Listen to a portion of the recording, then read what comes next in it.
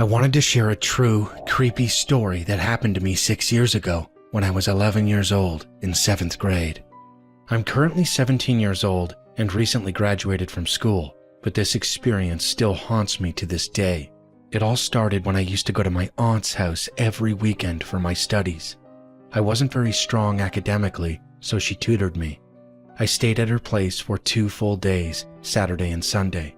My dad would drop me off every Friday evening and pick me up on Sunday evening since I had school on Monday. It became a weekly routine. My aunt lived on the first floor of an apartment building. Even back then, I always felt something was off. I don't know if it was just me being a kid, but every time I visited her house, it gave me a weird, spooky feeling. It always felt unnaturally silent. I clearly remember that the apartment directly above hers used to be occupied by an old couple who had sadly passed away. After their death, no one lived there for nearly 3 to 4 years. But while staying at my aunt's house, I often heard noises coming from that empty apartment above. At night, especially while trying to sleep, I would hear scratching sounds, like someone dragging furniture or moving heavy objects. It didn't sound like rats or normal house noises. Soon, I started experiencing what I later learned was sleep paralysis. At the time, I didn't know what it was. Even though I slept next to my aunt, I would stay awake most of the night, too scared to fall asleep. I felt like the moment I closed my eyes, something would happen. Sometimes I would wake up around 3 or 4 a.m., completely alert and filled with fear. My aunt heard the noises too, but she always shrugged them off. She didn't believe in ghosts or anything paranormal. I didn't want to bother her, so I stayed quiet most of the time. But sometimes, I couldn't hold it in. I would cry and scream, telling her I saw a black figure in the corner of the room. She never believed me. This happened almost every weekend. I became terrified of going to her house, but I had no choice because of my studies. Then came autumn break, a 10-day holiday. I went to my aunt's place again, but this time my uncle was home too. He worked in another state and only came back during longer breaks. That evening felt normal, even though that same uneasy feeling was still there. When night arrived, my aunt and uncle went to sleep in the master bedroom. Since I was too scared to sleep alone, I insisted on sleeping with them, and they agreed. I swear, that night was one of the worst I've ever experienced.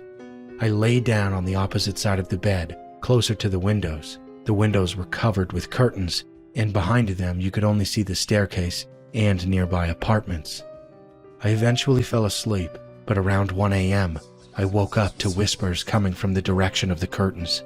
I immediately panicked and started crying. I felt bad for disturbing my aunt and uncle, but I couldn't help it. I stayed in fear for what felt like 2 hours, waking them up multiple times. Eventually, I got tired and somehow fell asleep again. For a little while, everything felt okay, but then something happened that I will never forget. Around 3 or 4 a.m., I woke up again. This time, it was the whispers again. But I stayed quiet. I didn't want to wake my aunt and uncle. Then, I saw it, and I swear it wasn't my imagination. I saw an old man standing there. He was wearing a gold suit. Half of his face was completely skinless. The other half had an eye, a nose, and a disturbing smile. He was holding a knife in his hand. The moment I saw him, I sat up and started crying uncontrollably. My aunt and uncle woke up again, this time clearly frustrated because they hadn't slept at all. I felt bad for them, but I was terrified. The next morning, I insisted on going home, and my uncle drove me back. What's even more disturbing is what I found out years later. In 2023, I learned something I'll never forget. The face I saw that night, it looked exactly like my uncle's father, who had passed away many years ago. To this day, I don't understand why I saw him. I still visit my aunt sometimes. She still lives in the same apartment, but thankfully, it's not as bad as it used to be. My name is Tanny, and this happened when I was 17 years old. I live in a large gated apartment complex. Back then, I had a pretty simple routine. I owned a white Spitz dog, and sometimes I would take him outside late at night so he could do his business. Since our complex always felt safe, I never thought much about it. One night, around midnight, I was on the phone with my friend, who I'll call Priya. She was also 17 and lived in the same complex. Since we were both awake, we decided to meet up and walk around for a little while. Our homes were located near the center of the complex. From my building, there was a long path that stretched straight ahead. At the end of it, the road turned right into a long, dimly lit area that ended in a dead end. The dead end was blocked off by a blue corrugated metal sheet, and behind it was a large empty lot. So Priya and I walked in that direction, just two teenage girls talking quietly while my dog trotted beside me, sniffing around like normal. Then I saw her. There was a woman standing near the blue metal sheet.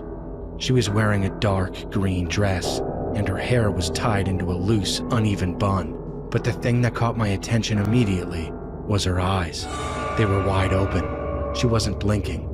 She just stood there with her legs slightly apart, staring directly at us. In one hand, she held a small black plastic bag. At first, we thought maybe she was lost, or maybe she needed help, but my dog seemed to know better. He suddenly started whining. Then he began pulling hard on the leash, trying to drag me away from her. A few seconds later, the woman started speaking, but it wasn't English. It was some kind of rhythmic, guttural language I had never heard before. And while she spoke, she kept giggling softly to herself. Then she started moving her hands in these strange, exaggerated motions, almost like an actor performing on stage. That's when Priya and I realized this wasn't just some weird encounter. Something was seriously wrong. We turned around and started walking back as fast as we could. By then, my dog had completely panicked. He was growling and snapping behind us while pulling hard against the leash.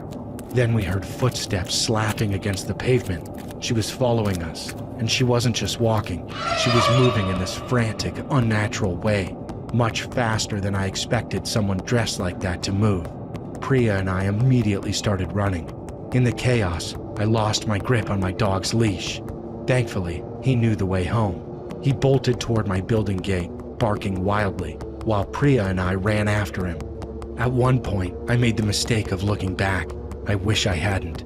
The woman was sprinting after us, holding part of her dress up so she wouldn't trip.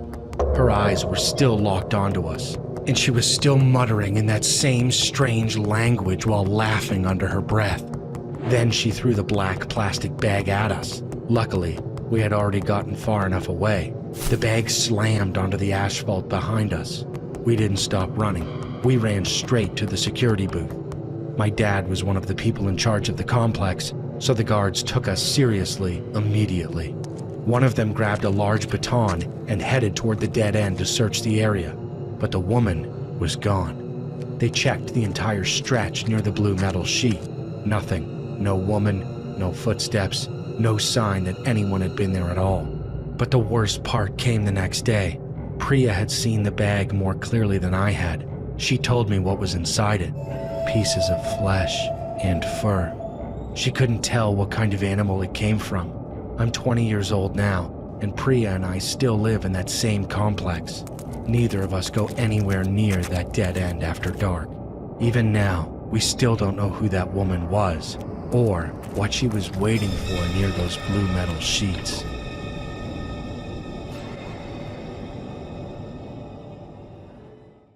Hi, Wanzi. I wanted to share a personal story that happened to me a few weeks ago. For privacy reasons, I won't share any real names, so you can just call me Nicole. I have two siblings, an older brother and a younger sister. Let's call my sister Alex and my brother Gabriel. Both of my parents are workaholics and usually work at night. They only come home around 12 to 1 a.m., so my siblings and I are home alone every night. We don't mind, since we're used to it, and we even have a dog, a dachshund, named Trix. Our parents adopted her so my younger sister and I would have someone to play with and keep us company. For 3 days it had been raining heavily, and the power kept going out across our area, so we were dealing with constant blackouts. One night, it was raining heavily again. Our parents went to work, and Gabriel went to hang out with his friends. Just for clarification, my brother is much older than us. He's in college, while my sister and I are in junior high. So sometimes, it's just the two of us at home. That night, my sister and I were in our room with Trix, who was sleeping on our bed while we watched videos on our phones. Then, the power went out again, which annoyed both of us. I thought about going to sleep, but decided to stay awake to keep my sister company. We used a flashlight for light in our room. While we were talking, I heard the front door open, since our room is right near it. That was weird. Gabriel always comes home late, and I knew I had locked the front door. My parents and brother always remind me to lock everything, and they usually knock or call my name so I can let them in. But this time, they didn't. I kept hearing footsteps moving around the house while my sister continued talking, completely unaware. Then, things started to feel wrong. Trix suddenly woke up, walked toward our bedroom door, started sniffing, and then began growling. That's when I started to panic. She only acts like that when she senses a stranger, maybe an intruder. My gut told me to act fast. I quietly locked our bedroom door, turned off the flashlight, and told my sister to be quiet. She didn't understand at first, so I quickly typed on my phone, "Someone is in the house. It's not Mom, Dad, or Gabriel." She went silent instantly. She picked up Trix and held her close so she wouldn't bark and alert whoever was inside that we were there. With the rain and the blackout, I hoped the intruder didn't realize anyone was home. We stayed completely still, just listening. Then suddenly, we heard utensils crash onto the floor in the kitchen. The noise was loud. I turned on my phone for a little light and looked at my sister. She was holding Trix tightly, terrified, while Trix stared at the door. I didn't know what to do. The power was out, so we couldn't call anyone, and it was pouring rain outside. We felt completely stuck and isolated. So we stayed quiet as best we could. Then, a loud bang hit our door. We froze, and then we heard a man's voice yell, "Come out, bitch! I know you're in there!" That's when Trix started barking aggressively. The man kept banging on our door harder and louder. I was panicking, but I knew I had to do something. I ran to my closet, grabbed 2 jackets, and gave one to Alex while I put the other one on.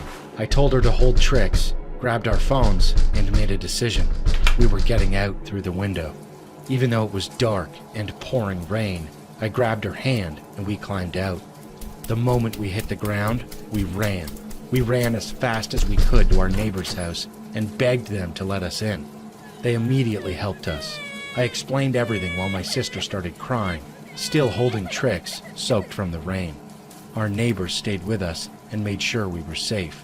When the power came back on, they called the police and our parents right away. When our parents arrived, they were terrified. Gabriel was with them. Our mom ran to us, panicking, while our dad spoke to the officers.